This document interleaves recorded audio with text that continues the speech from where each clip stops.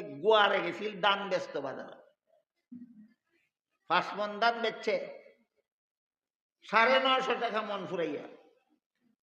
5 মনে কত হিসাব করে দিত না, যে কিনছে এরে কয়, এই বেটা আমি লেখাপড়া জানি না, তুই তোর ইমান সাথে হিসাব করে দিলা, দেখিস গন্ডগোল করিস না।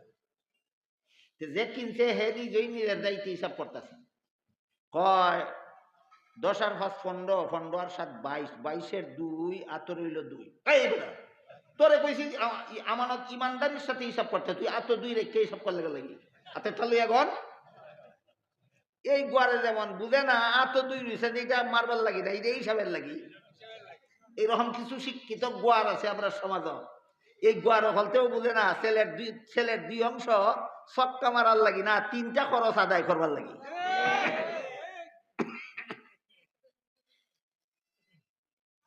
এবার আপনারা বলেন 3 খরচ হলায় 2 অংশ পাইলে বেশি পায় না, নাই খরচ হলার 1 অংশই বেশি? এত যুক্তি বুঝার যোগ্যতা পণ্ডিতের মাথায় নাই। এটা পণ্ডিত না শিক্ষিত গোয়ার? এমন শিক্ষিত গোয়ার আসেনি আপনারা সমাজ, নিজে গোয়ার আর আপত্তি করে কোরআনের বিধানের বিরুদ্ধে। এই আপত্তির নাম ইমান নয়, বেঈমানি। বেঈমানি। আল্লাহর বিধানের বিরুদ্ধে যুক্তি দেওয়া একমাত্র ইবলিসের কাজ। আল্লাহর বিধানের বিরুদ্ধে যুক্তি দেওয়া একমাত্র ইবলিসের কাজ। ইবলিসই সর্বপ্রথম আল্লাহর জগতের মধ্যে আল্লাহর হুকুমের বিরুদ্ধে যুক্তি দিছিল। আল্লাহ যখন বলেছিলেন আদমকে সেজদা দিয়া সম্মান করো, ফেরেশতারা হুকুম পালন করলো, ইবলিসে করলো না। আল্লাহ ইবলিসকে জিজ্ঞাসা করলেন, মালাকা আল্লাহ তাসজুদা ইজ আমারতুক, ক্বালা আনা খায়রুম মিনহু খালাকতানি মিন নারিন ওয়া খালাকতাহু মিন তিন। আল্লাহ যখন জিজ্ঞাসা করলেন, ওরে ইবলিস, তোরেও তো হুকুম করলাম আদমকে সেজদা দিয়া সম্মান করতে, করলে না কেন? ইবলিসে কয়, সেজদা না করার কারণ হইল আদম বানাইছো মাটি দিয়া, মাটির মধ্যে অন্ধকার থাকে। ইবলিস বানাইছো আগুন দিয়া, আগুনের মধ্যে আলো থাকে।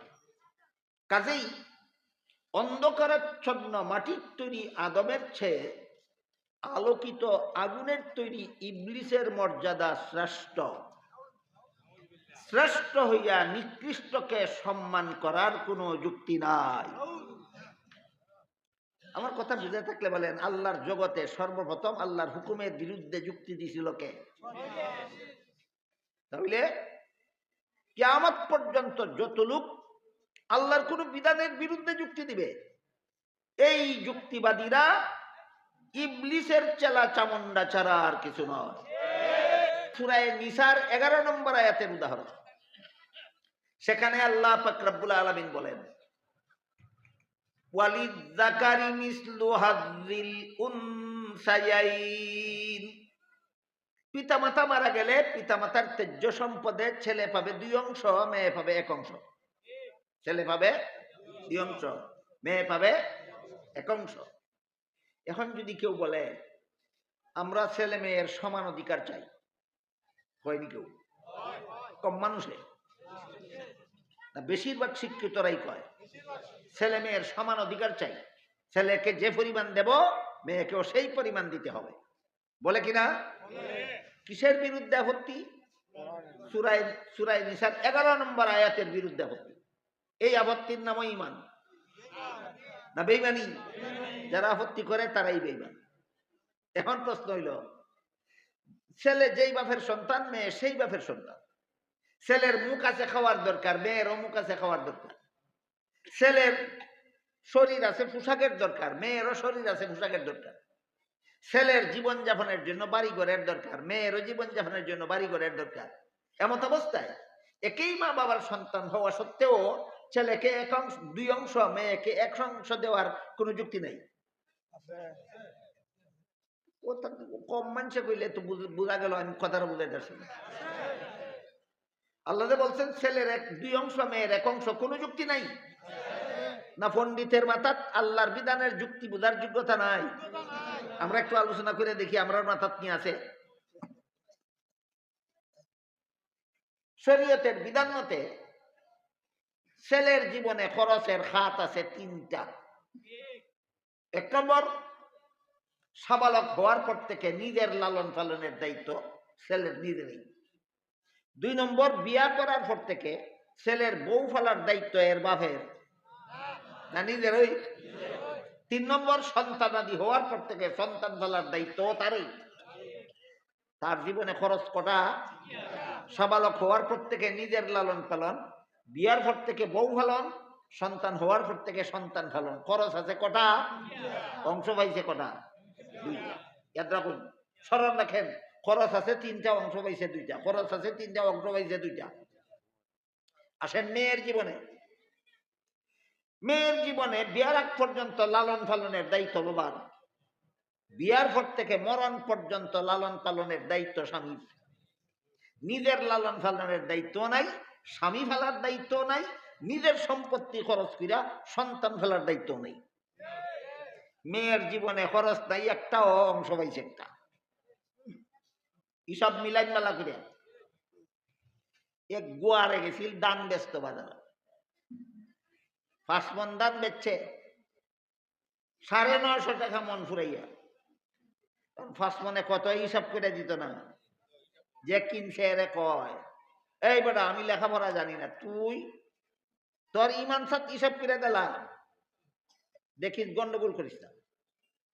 যে কিনছে হে নিজেই নিজের দায়িত্ব হিসাব করতেছে। কয় 10 আর 5 15, 15 আর 7 22, 22-এর 2 আত রইল 2। এই বেটা তোরে কইছি আমানত ইমানদারির সাথে হিসাব করতে, তুই আত 2 রেখে হিসাব করলে লাগি আতে ঠালু এখন।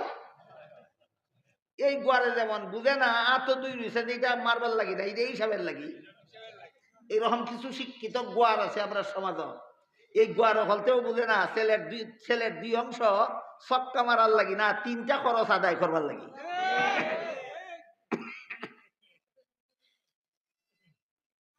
এবার আপনারা বলেন, 3 খরচ হলায় 2 অংশ পাইলে বেশি পায় না, নাই খরচ হলার 1 অংশই বেশি? এত যুক্তি বুঝার যোগ্যতা পণ্ডিতের মাথায় নাই। এটা পণ্ডিত না শিক্ষিত গোয়ার? এমন শিক্ষিত গোয়ার আসেনি আপনারা সমাজ? নিজে গোয়ার আর আপত্তি করে কোরআনের বিধানের বিরুদ্ধে। এই আপত্তির নাম ইমান নয়, বেঈমানি। বেঈমানি। আল্লাহর বিধানের বিরুদ্ধে যুক্তি দেওয়া একমাত্র ইবলিসের কাজ। আল্লাহর বিধানের বিরুদ্ধে যুক্তি দেওয়া একমাত্র ইবলিসের কাজ। ইবলিসই সর্বপ্রথম আল্লাহর জগতের মধ্যে আল্লাহর হুকুমের বিরুদ্ধে যুক্তি দিছিল। আল্লাহ যখন বলেছিলেন আদমকে সেজদা দিয়া সম্মান করো, ফেরেশতারা হুকুম পালন করলো, ইবলিসে করলো না। আল্লাহ ইবলিসকে জিজ্ঞাসা করলেন, মালাকা আল্লাহ তাসজুদা ইজ আমারতুক ক্বালা আনা খায়রুম মিনহু খালাকতানি মিন নারিন ওয়া খালাকতাহু মিন তিন। আল্লাহ যখন জিজ্ঞেস করলেন, ওরে ইবলিস, তোরেও তো হুকুম করলাম আদমকে সেজদা দিয়া সম্মান করতে, করলে না কেন? ইবলিসে কয়, সেজদা না করার কারণ হইল আদম বানাইছো মাটি দিয়া, মাটির মধ্যে অন্ধকার থাকে। ইবলিস বানাইছো আগুন দিয়া, আগুনের মধ্যে আলো থাকে।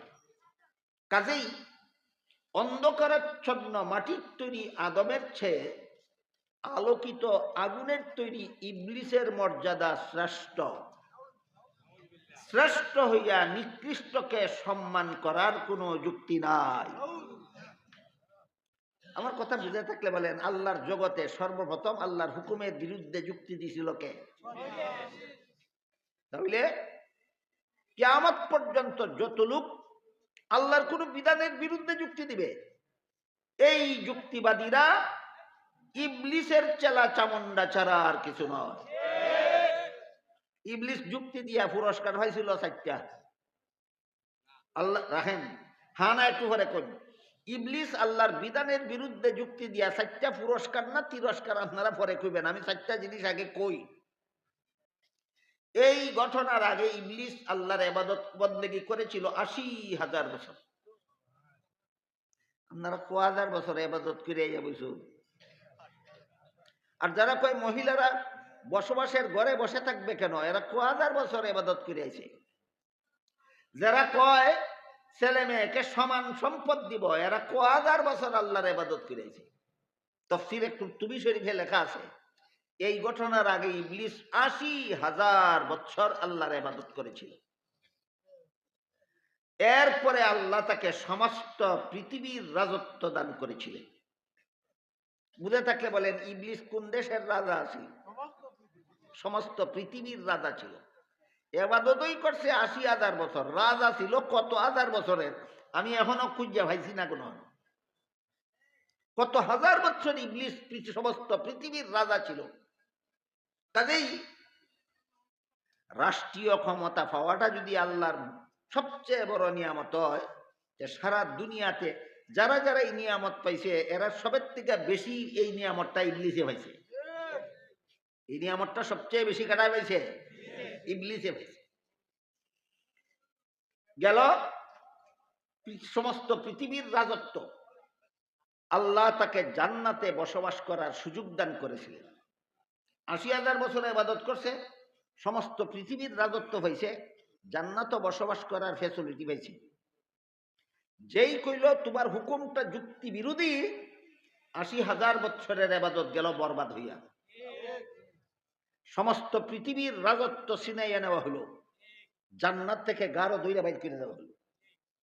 বলে দেওয়া হলো, উখরুজ ফাইন্নাকা রাজিম, চিরকালের জন্য তুই আল্লাহর দরবার থেকে বিতাড়িত, চিরকালের জন্য তুই আল্লাহর রহমত থেকে বঞ্চিত। কটা গেল? 4টা। 80,000 বছরের ইবাদত গেল, সমস্ত পৃথিবীর রাজত্ব গেল, জান্নাতে বসবাস করার সুযোগ গেল, চিরকালের জন্য আল্লাহর লানত পাইল। এই সাইড পুরস্কার পাইল একটা যুক্তি দিয়া। এবার বলেন, পুরস্কার না তিরস্কার? তিরস্কার। এই কাহিনী আল্লাহ কোরআনে বারবার বারবার বারবার বলেন কেন? এই কথা বোঝাবার জন্য, কিয়ামত পর্যন্ত যারা যারা আল্লাহর বিধানের বিরুদ্ধে যুক্তি দিবে, এরার কপালেও 4 পুরস্কার থাকবে। এদের কপালেও কত পুরস্কার? বালা করে আগেই কইছি, ওয়াজ করাও সুজা ব্যাপার না, ওয়াজ শোনাও সুজা ব্যাপার না।